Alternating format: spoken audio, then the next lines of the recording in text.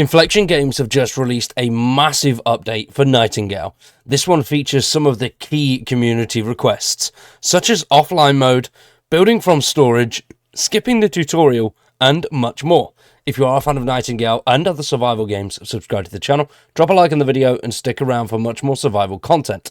If you like Bethesda stuff, check the link tree in the description below, where all of our other channels are, and there is daily content there. Now, Nightingale's 0.3.0 update has just released today. It has got some absolutely amazing things in there, but one of the biggest features of that, and one of the most highly requested features of this update, is the offline mode and the ability to build from storage. Now, just those two things alone make this game so much better than what it was beforehand. The ability to build from storage mainly because of how difficult some of the crafting aspects of the game can be. The crafting aspects can take a hell of a long time when you need various amounts of different types of different variants of resources. So there's several variants of leather, several variants of wood, there's several different types of everything. And when it comes to crafting, having everything in the right place made it easier. But if you didn't have an organized inventory system, it could get really difficult trying to craft some of those bigger, more complex items. But now, being able to build from storage, if you are one of those haphazard people, you can just smash everything in storage boxes and you don't have to worry at all. Now you'll be able to build straight from your storage, which is brilliant. And obviously the main feature, the offline mode, is something that did give the game some negative reviews when it first launched. I do hope that this offline mode being added does change the review score for the game, and it brings back a hell of a load of positive reviews. As well as those two main things, they have also added the skip tutorial option, and a Spark of Hope community event is currently running. They've also got the new bound marksman, which is a new bound enemy type, which now has a sort of sniper rifle and will shoot you in the face, which quite cool and does make the bound a little bit more deadly, especially when there's a group. They've also added new NPCs such as Joan of Arc, Edgar Allan Poe, and Taliesin the Bard. There's also been a new character loadout and body types, so when you are creating your character, you've got new options to go off of from the very beginning. They've also edited existing player characters from the menu, which is quite good. So now you can just edit your character as and when and on the fly, it does make things a little bit more interesting. And also they've introduced a soft and hard cap on the crafts. Now, this has been introduced because people were finding ways to basically add attributes to gear and going absolutely bonkers on some of the attributes that they could get with the gear and bonuses and buffs.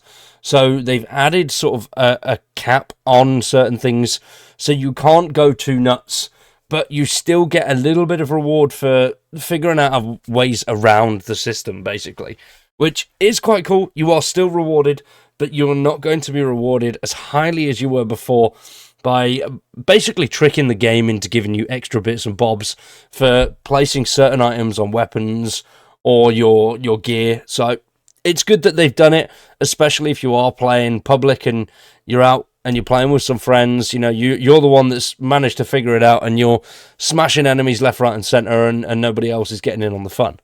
Now, the new event is starting as this update drops, so on the 22nd today on Wednesday, and it will run until 0.4.0 comes out, and basically it is a new type of essence, Fae Essence, or Hopeful Essence, and you'll be able to trade this with traders for some new unique items that you can place around your estate, such as the stave table, stave chair, the stave brazier, dual drinking horns, skull stand, the creature trophy, sentinel's set of clothing, the hunter's hat, which is also clothing, scarves, and black pudding. Now, as mentioned, this event will run up until 0.4, which, well, hurry up, get some of this cool stuff whilst you still can. Now, the event sounds pretty cool, and you'll be able to get some really decent bits for your home base. So it's definitely worth checking out, and if you're playing the game anyway, then you'll come away with some decent bits and bobs, which always good to have. Now, as well as 0.3.0 coming with all of these new features, offline mode, build from storage, all of that stuff, there is a ton of game changes to art, audio, building, NPCs, characters, resources, UI, weapons, loads and loads of small changes there. There's been new POIs added, new hunt codex entries, various new ways to unlock certain recipes, and they've also added a tier 3 and 4 throwing knives and grenades. So you'll have some more powerful weaponry with this update to deal with some of the new bound enemies. And they've also made many changes to some resource requirements for crafting of various tier 1, 2 and 3 items, which is always good because, as mentioned beforehand, the crafting in this game was very long-winded, and I'm glad that they've sort of smoothed a few things out a little bit and made it a little bit easier than what it was before. Just that building from storage has made things so much better. Now, with the building from storage, you can actually change how you want to use it as well, which is always quite cool. So if you do want to just play through and not have to worry about the building from storage and want to do it the old way, you can change your storage settings on your crates so it doesn't automatically take things out of crates to build. Or you can have specific crates set aside for base building, specific ones set aside for crafting of weapons, and specific ones set aside for crafting of your clothing items.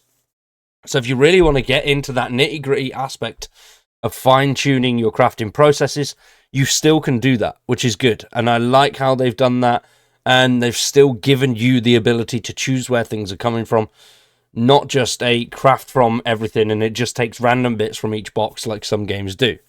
Now, as well as all of that, there is a ton of bug fixes to art, visual, audio, building, NPCs, characters, UI, weapons, loads and loads of bug fixes there. So if you do want to check out all of the bug fixes and a full list of some of the changes, that is in the description down below.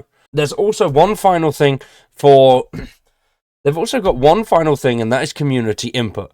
They've changed the way that you're going to be doing bug reports and feedback. They've added a new portal, but to add your submissions to this portal, you do have to create an account, which I think anything you've got to create an account for, if you've got an account for one thing, you've got to create an account for everything. You have to have an account for everything these days. It's bloody annoying.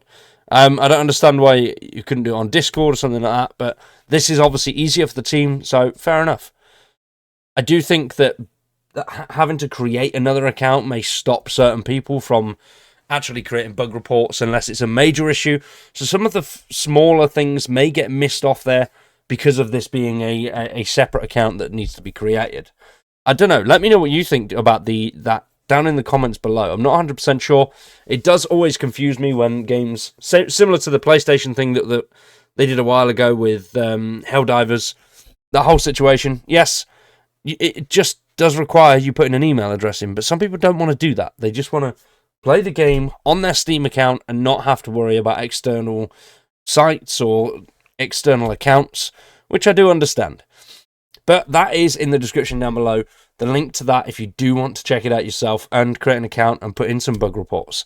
But it will help the team. Yes, it may be an extra step for the community, but to get the game better, smoother, moving along, and to get some of your feedback put in there to the developers, I think it would be worth it. So, down to personal preference, really. Now, what do you guys think to Nightingale? Are you enjoying it? Will the 0.3.0 update bring you back to the game? Let me know in the comments down below. For now, though, we are going to wrap that one up there. Make sure you do check out all the links in the description down below. Linktree has loads of cool stuff there. We've got our socials, which there's content on everything every day. There's always something. So make sure you follow all of those. I greatly appreciate it. And drop a like on the video. Let me know what you think to Nightingale. I've been Wyatt. You've been awesome. Thanks for watching, and we'll see you in the next one.